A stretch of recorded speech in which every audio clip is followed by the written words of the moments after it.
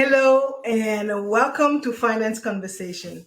This is the 49th episode of the Merging Life and Money Show, and I am super excited to be here today. For those of you who do not know me, I am your host, Marie-Jo César.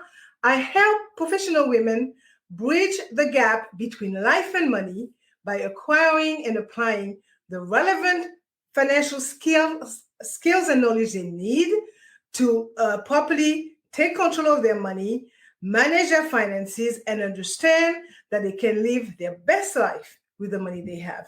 Thank you for joining in today.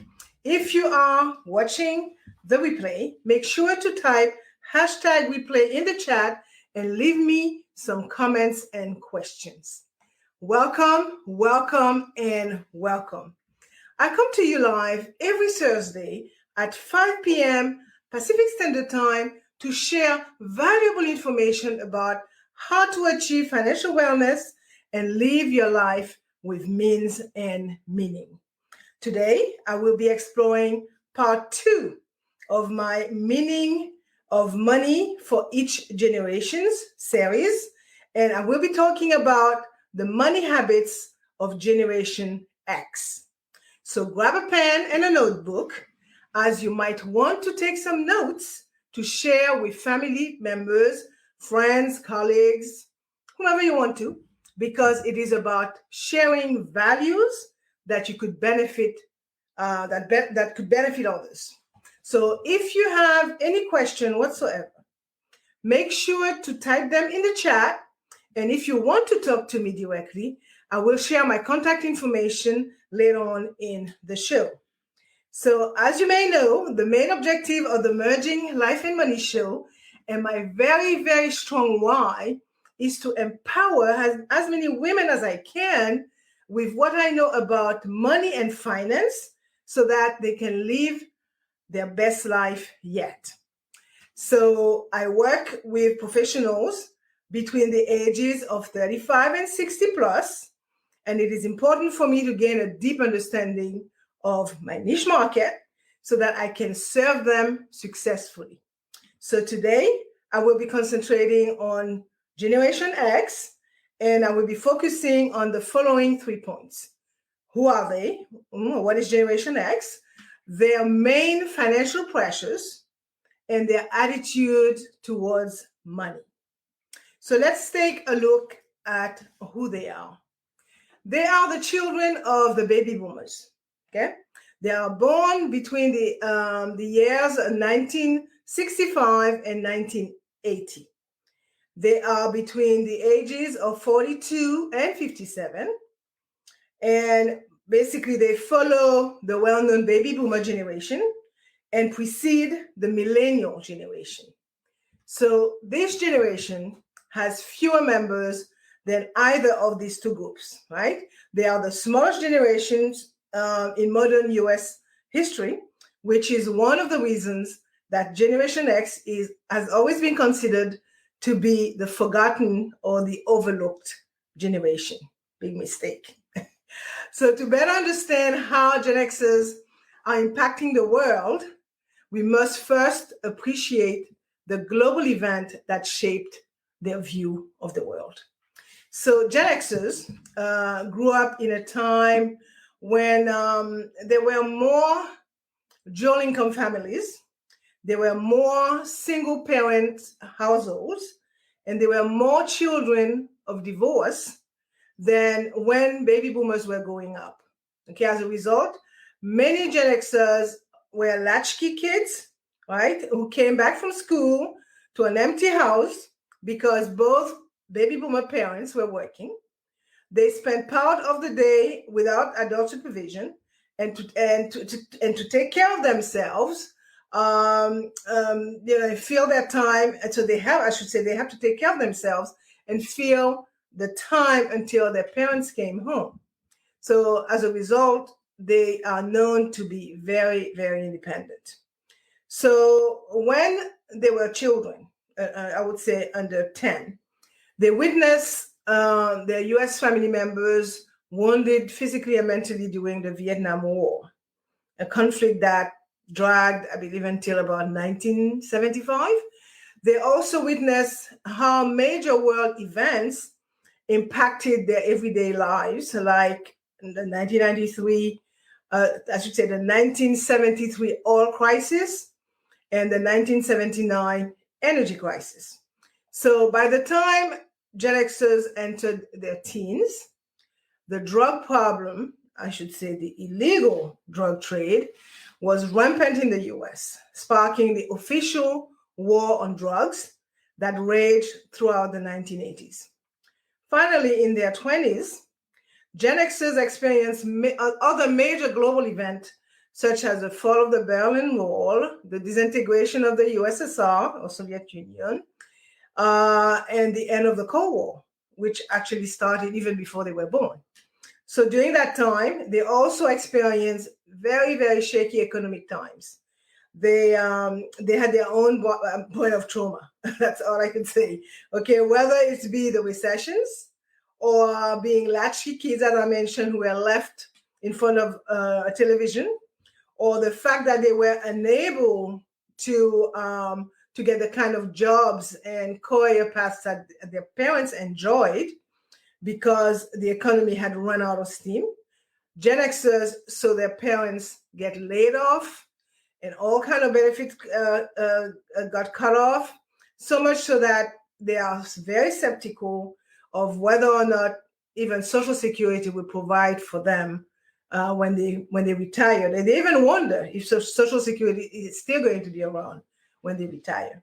So there's a lot going on with that generation because of what they experienced while they were growing up. They were raised in the shadow of economic downturn and have also been shaped by three recessions, as I mentioned. Okay, so we had the dot-com bubble in the late 90s, and we had the financial crisis of 2008, 2009, which shaped what do I want to say? The financial crisis actually happened when they were starting to get jobs, right? So this happened during their prime income earning years, and of late, of course, the pandemic, right? So Gen X's formative years were filled with events that challenged their ethic, made them feel powerless and insecure, and proved to them that the world could change instantly and without warning. As Gen Xers enters early adulthood, computers started entering the homes and the offices, marking the beginning of the computer age. So they grew up witnessing the development of personal computing, and at the time, personal computers was almost unheard of. And they were, and even devices like cell phones, and very few people had them. I remember that, and basically that's how they used to say they were bleeding. They were the bleeding edge of technology. All right, so this new technology, alongside the beginning of the internet, opened new horizons for them, and eventually they became comfortable with using personal electronic devices like computers and smartphones. And while they are not digital natives like the Gen Z, who always had a device, an electronic device in their hand, most Gen Xers can still grasp today's technology quickly. I must also add that they were also responsible for the building of the dot-com bubble in the late 90s, and which bubble they witnessed its bursting eventually. So as they are becoming matured adults, right, they are entering a time of life where they will be more influential than ever before, okay? Whilst they are the shadow generation between the boomers and the millennial, statistics show that they hold 51% of leadership roles globally. Okay, now, so over the next decade, Gen Xers will begin taking over the leadership reins across all levels of government, as well as throughout the financial world, right? Because they will be taken over from the retiring baby boomers, right? So by the 2030s, basically, their influence on the world stage will reach its peak, and the legacy they will leave behind will change the world forever. Now, let's take a look at the second point, which is what are Gen X's main financial pressures? Having explained to you what they went through from little to now adults in their 50s. Okay, so study after study reveal that the stress Generation X is experiencing is mainly due to the pressures on their personal finances, right? And the question is why? So as mentioned in part one a few weeks ago, Gen Xers are caught between raising their own kids and providing care for aging parents. So they are the new, what they call sandwich generation, likely to have a parent age 65 or older and also supporting a kid or two, okay? Because remember, it was all this economic turmoil, so a lot of them held back from having kids early. So now they're finding themselves with young kids, young adults, as well as aging parents that they have to support through their retirement. In addition to caregiving challenges, this generation has significant debt and job insecurity. Okay, so whilst there have been a lot of focus on millennial and the economic turmoil they have witnessed in their lifetime, Gen X's, quote unquote, the lost generation, has been subjected to some significant upheaval. Okay, there was a crash of 1987. Oh my God, I remember that.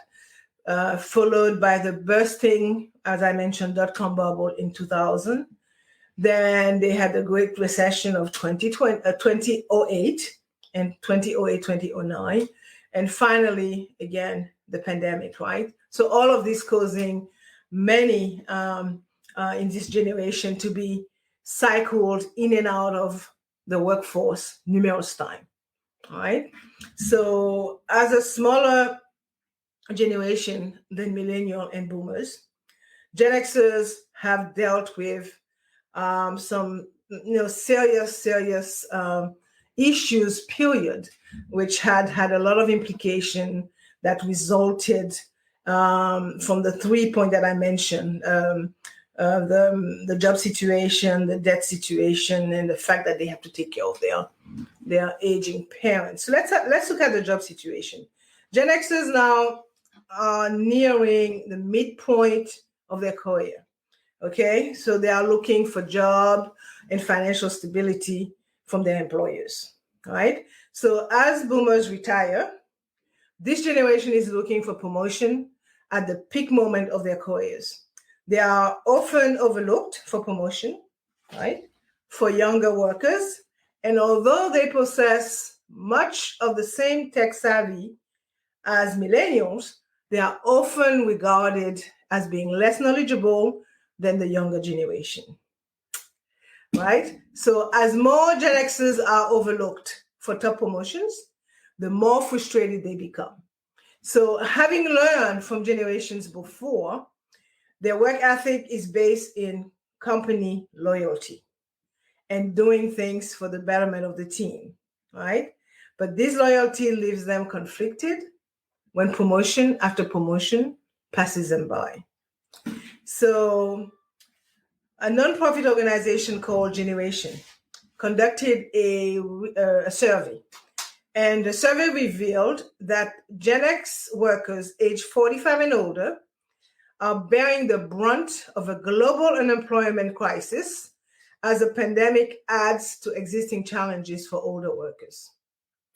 They also noted that rapid digital adoption during the pandemic has accelerated the automation of jobs and worsened underlying age discrimination, right? Making it harder for mid-career workers to secure jobs. So the survey concluded, I should say, that entry-level and intermediate workers between 45 and 60 face increased barriers due to biases among hiring managers, as well as reluctance among workers to learn new skills. Okay, and needless to tell you, to this is added the gender gap. So the pressure is on. So now that we talk about the job situation, let's look at GenX's caregiving responsibilities. And this tend to affect Gen X women in particular, right? They are going through a midlife crisis currently because they have to juggle life. They have to juggle work. They have to juggle home obligations, and they have to take care of their aging parents and their young children. So according to a survey by New York Life, 34% of Gen Xers have been provided care for an aging parent during the pandemic, while also caring for children of their own, right? So because Gen X's caregivers are typically employed, this often impact their work, right? So things like needing to go in late, leaving early, or taking time off may require them to seek employment that prioritize flexibility over salary and robust benefit packages, right? Because you need your benefit, you need your pension, you need your medical, right? It also means that they may focus less on saving, or be forced to take on more debt, right? So that's the quid pro quo here. So caregiving can be especially burdensome to Gen Xs, in particular Gen X women, who are disproportionately more likely to be the one taking on this role, right? The role of caregiver. So the pandemic, even so, economists coined a new term to describe the high volume of women being forced to leave the workforce to become caregivers, calling it the C-session. Okay, SHE session. So these women are leaving work to care for their elderly relatives, and the potential cost of lost wages and Social Security benefits could average roughly about $324,000 during their lifetime. Okay, so that's what they're missing out. So in addition to all of that, they may find themselves having to fund their elderly parents' care, because as you may know, baby boomers were not very great savers, right? So they potentially have little to no pension, and now they have become a burden for their Gen X kids. So, and as you know, the cost of care is forever increasing. So now let's take a look at the third pressure point, too much debt, right? So that's the name of the game, right? And mortgages, credit cards, student loan are all common sources of debt for Generation X.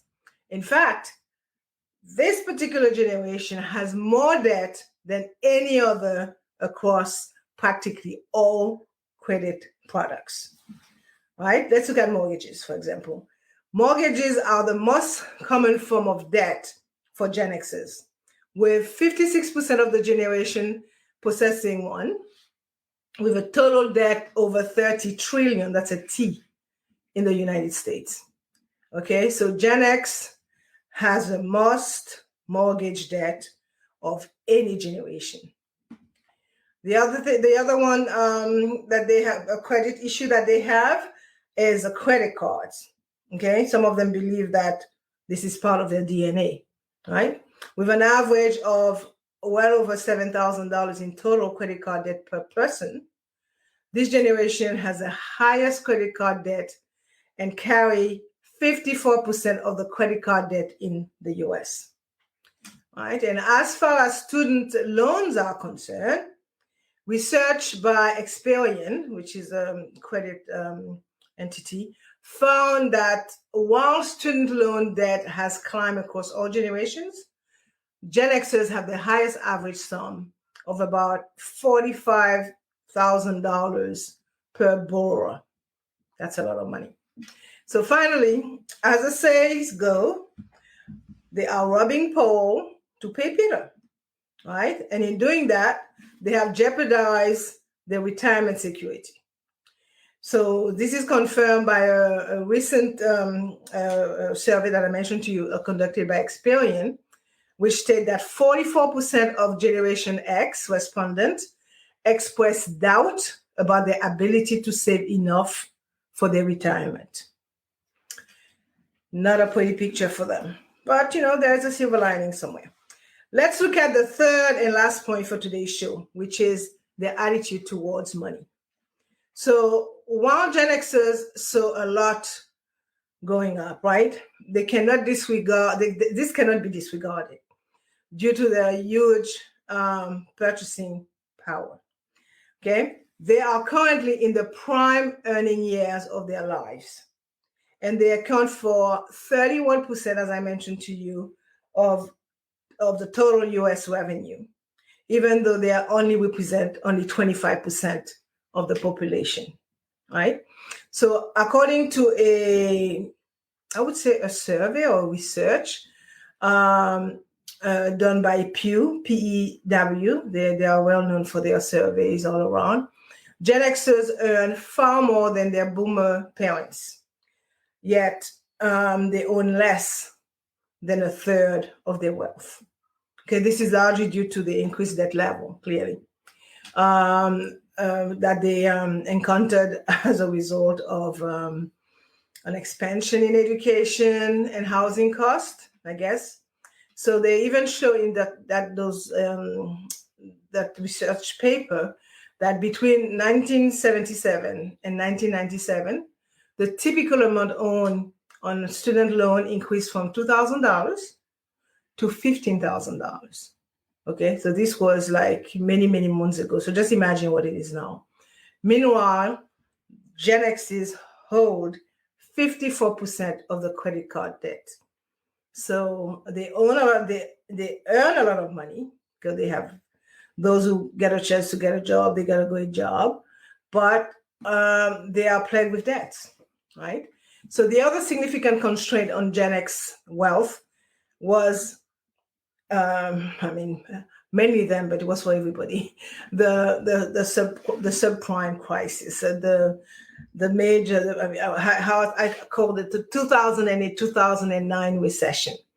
Okay, this was a financial crisis, which wiped out roughly half of their investment and retirement portfolio, right? And given all these points, combined with the fact that Gen Xers are expected to live far longer than the boomer generation, it seemed likely that most will continue to work well into their golden years out of necessity, right? So to make matters worse, many Gen Xers are also facing another decade of stunt career and wage progression.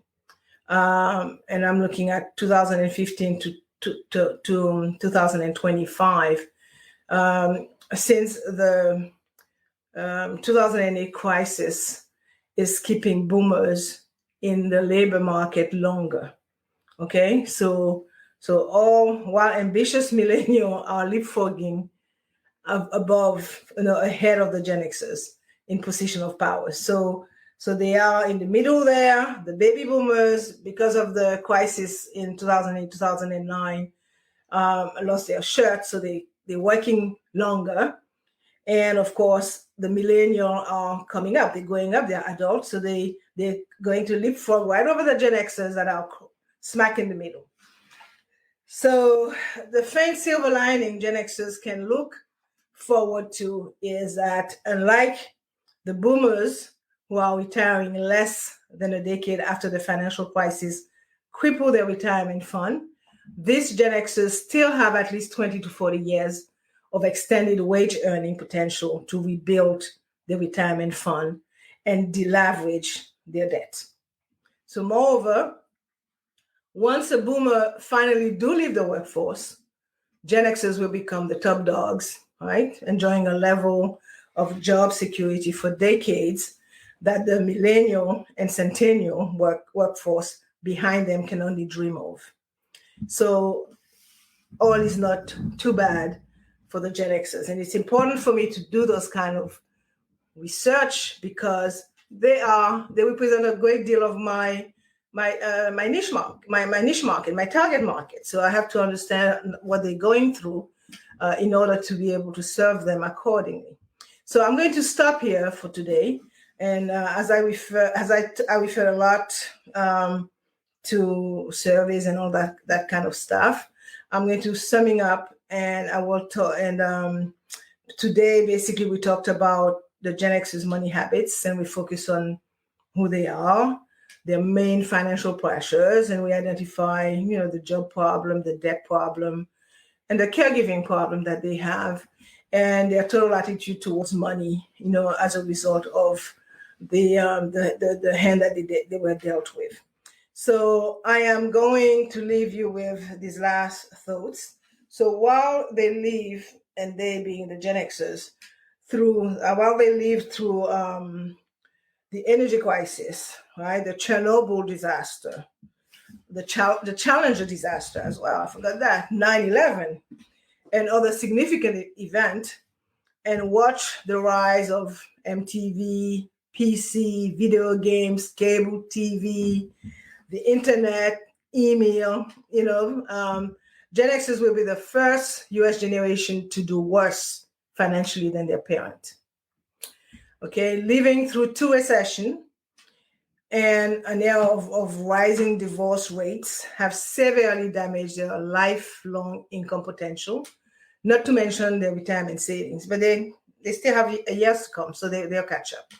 However, even with all of these odd stacks against them, betting against them would be foolish, okay? Over the next decade, they will take advantage of their fleeting demographics advantages in a way that will permanently alter the generational balance of power.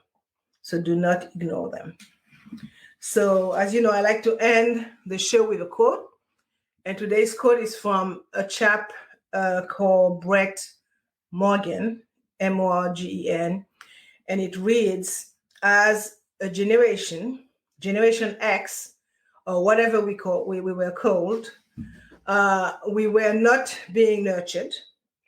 We did not have Obama. We did not have Bill Clinton. We didn't have any politician that could look up, that you could look up to, nor did we have parents. So that is something that he said, and clearly, Mr. Morgan is an American film director who was born in 1968, then a Gen Xer. So let me share my contact information before I forget. You can reach me by sending me an email at mj@mariejocesar.com, or by sending me a private message via Messenger. So I hope you enjoyed the show today. Okay. And for more information about how to achieve financial wellness from the inside out and live a purposeful life with the money you have, join me next week, Thursday, at 5 p.m. Pacific Standard Time, 6 p.m. Mountain Standard Time, 8 p.m. Eastern Time, 9 p.m. Atlantic Time for my Bermudian peeps, and 10 a.m. Friday, Brisbane, Australia time for my Australian friends. Thank you for being here today on the Merging Life and Money Show. I am your host, Marie-Jo César. I will be back again next week. Until then, continue merging life and money. Bye for now.